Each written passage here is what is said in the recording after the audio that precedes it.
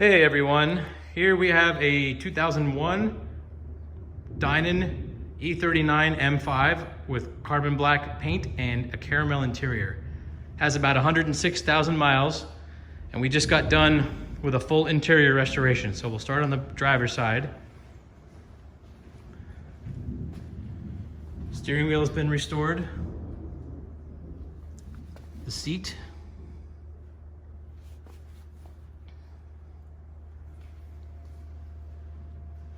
Center console, all the lower dash parts, the driver's door panel,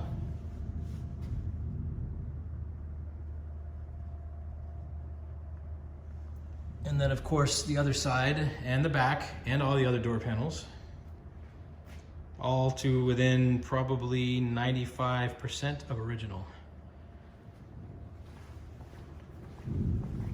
This is probably the 12th or maybe 13th or 14th E39 M5 we've done. A lot of those have been caramel. So if you have a caramel car that needs a little love, give us a shout.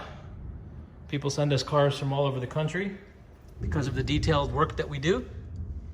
You can see the quality and the attention to detail. We've even refinished the exterior seat plastics.